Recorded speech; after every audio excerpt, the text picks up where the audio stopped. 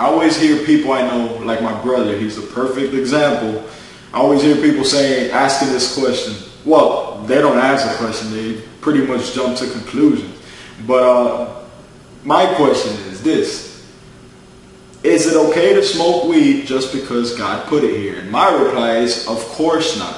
God also put the tree of knowledge of good and evil in the garden, but he clearly told Adam, no, you are not allowed to eat from that. You can eat from anywhere else, but do not eat from that one. He clearly told Adam that. So just because he put it there doesn't mean that it's okay for you to do it. Okay? And I also got another thing to say that I always tell my brother this, and I always tell everybody that uses that excuse to smoke weed. I always say, well, he also put poison ivy here. So why don't you go ahead and smoke that and see how that turns out? But of course they say, well, no, yeah, exactly. So, you know, I just wanted to throw that out there because I always tell the people the same thing.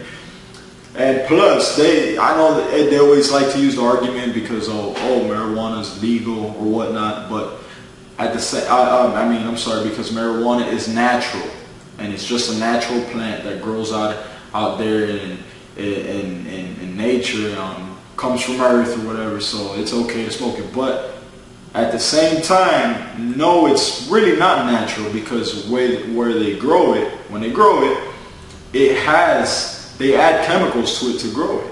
Trust me, I know, I've been around drugs my whole life. I know this. When they grow marijuana, they add chemicals to it to grow it. Okay? So no, it's not natural. Just like they add chemicals to cocaine and all this other stuff, they add chemicals to marijuana as well. Okay? Especially all the different strands they got out there. So now, I wanted to read a verse. Does God create evil, and does he not create good as well? I mean, yeah, he creates evil as well. That doesn't mean it's okay to do evil. He created Satan.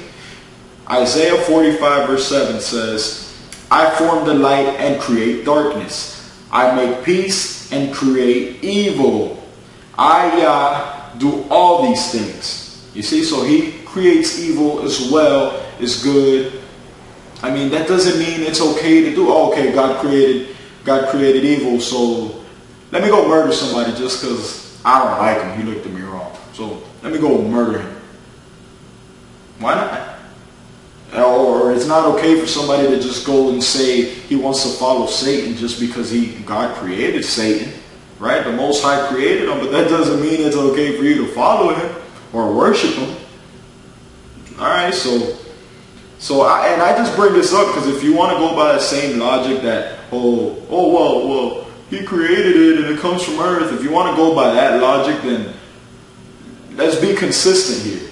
He also created Satan and he also created poison ivy. So just smoke poison ivy and follow Satan, you know, if that's the case, right? But I do not recommend you do either one of those things. So don't do it. All right, so don't do them. Just stay away from it. And I want to quote another couple verses.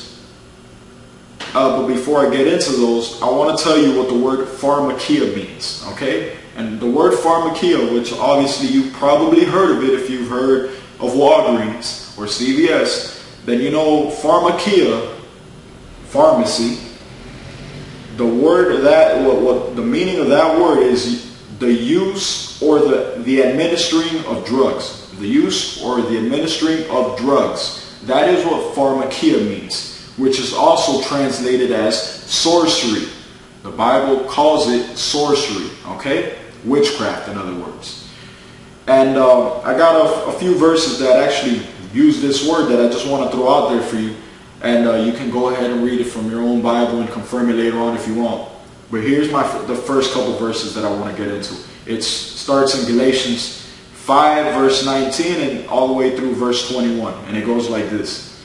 Now the works of the flesh are evident, which are adultery, fornication, uncleanness, lewdness, idolatry, pharmakia or sorcery, hatred, contentions, jealousies, outbursts of wrath, selfish ambitions, dissensions, heresies, envy, murders, drunkenness, revelries, and the like, of which I tell you beforehand, Just as I also told you in time past, that those who practice such things will not inherit the kingdom. Okay? And that's Galatians 5:19 through verse 21. Then we skip down to Revelation chapter 9 verse 21, and it says, and they did not repent of their murders or their pharmakia or their sexual immorality or their thefts. We got it again. And if you want to read the whole thing in context, please read the whole whole chapter in context. That's Revelation chapter 9.